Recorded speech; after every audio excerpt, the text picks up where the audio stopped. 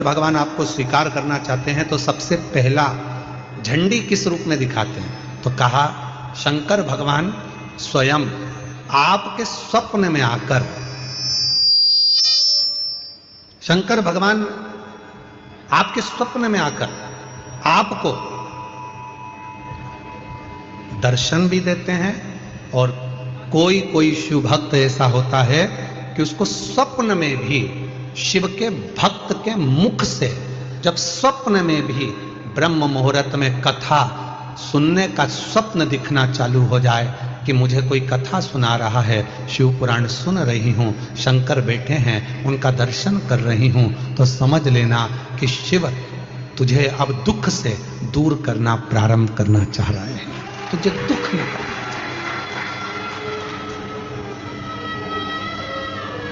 महाराज जी, कई लोग कहते हैं कि स्वप्न में अगर शिव जी दिखते हैं तो क्या फल मिलता है? शिव महापुराण का पार्वती खंड कहता है अगर स्वप्न में शंकर भगवान का शिवलिंग का दर्शन हो जाए, समझ लेना कोई बहुत बड़ी विपदा आने वाली थी, शंकर भगवान सामने आकर खड़े होकर उस विपदा को टाल दिया। बहुत ज्यादा उलझनों में कहीं एकदम अचानक घिर जाए, अचानक से आकर गिर गया और उसका कोई निर्णय निकल ही नहीं रहा,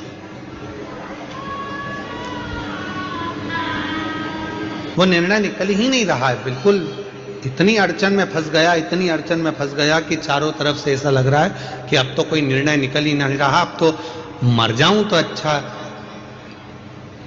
तो शिवपुराण की कथा कहती है मरना उसका कोई हल नहीं है, सुसाइड कर लेना उसका हल नहीं। अब मैं चारों तरफ से घिर गया हूं, बहुत परेशान हो गया हूं, बहुत तकलीफों में फंस गया हूं, तो अब तो मैं मर जाऊं तो अच्छा, उसके मन में ये भाव आ जाता है। उस समय पर कुछ मत कर, सुसाइड का तो सोची मत ही, मरने का तो सोची मत ही, केवल एक काम कर, एक कनेर का फूल और एक दुर्वा दोनों ले जा। जया, विषहरा, शामली वारी, दौतली और देव, शिव जी की 5 बेटियां, सब लोग उनका नाम लेंगे साथ में। पहले नंबर पर जया, विषहरा, शामली बारी, दौतली और देव, ये शंकर जी की जो 5 लड़कियां हैं। ये डीले कम कर दो, आवाज क्लियर कर दो। शिव जी की जो 5 लड़कियां हैं, इन 5 लड़कियों का नाम लेकर एक कनेर का फूल और एक दुर्वा जो भगवान शंकर को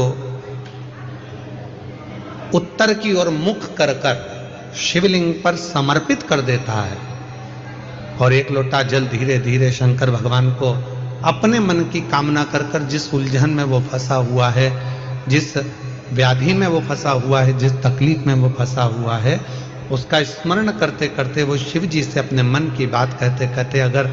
जल उसी दुर्वा, उसी कनेर के फूल के ऊपर शिवलिंग पर जो चढ़ा हुआ है उस पर समर्पित करता है, कहते हैं 4 घंटे भी नहीं लगते, 3 महीने तो जान दो, 3 दिन भी जान दो, 4 घंटे भी नहीं लगते, और देवाधिदेव महादेव उस व्याधि से उसको निकालना प्रारंभ कर, उस व्याधि से वो निकालना प्रारंभ कर देता, उस तकलीफ से उसको दूर करना प्रारंभ कर देता। पर एक निवेदन है आप सबसे, अगर शिव महापुराण पर आपका भरोसा है और शिव जी पर विश्वास है तो ये सब कुछ करा हुआ हमें फल देता है, और अगर भरोसा ही नहीं है, विश्वास ही नहीं है, तो फिर बड़ा मुश्किल है कि आप शंकर को जल चढ़ाते चढ़ाते पूरी जिंदगी निकाल दोगे तो भी उसका कोई हल, उसका कोई फल मिलना नहीं, पूरी जिंदगी।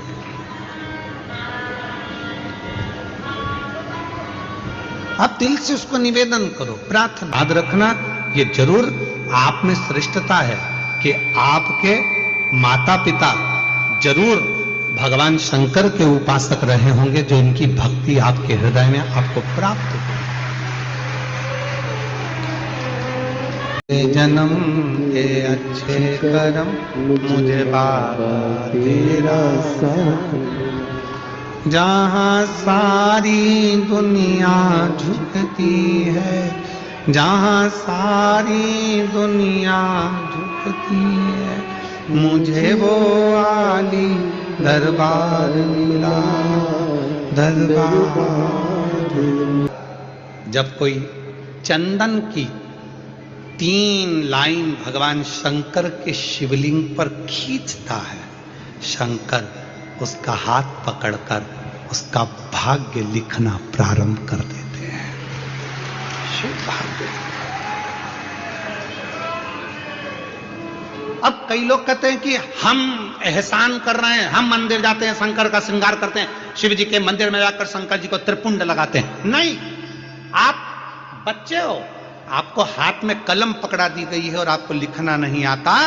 आप अपना भाग्य नहीं लिख सकते, तो शंकर के मंदिर में जाकर जब आप अपनी उंगली की 3 रेखाएं खींचते हो, यहां तक शिव पुराण कहती है अगर चंदन नहीं है,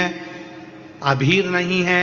गुलाल नहीं है, रोली नहीं है, कुछ भी तुम्हारे पास में नहीं है, शंकर जी को तुमने जल चढ़ाया, जल चढ़ाने के बाद अगर चंदन रोली हल्दी कुछ नहीं है तो भी अपने हाथ की 3 उंगलियों से शंकर के शिवलिंग पर जब आप 3 रेखाएं दिल से, हृदय से, भाव से बनाते हो,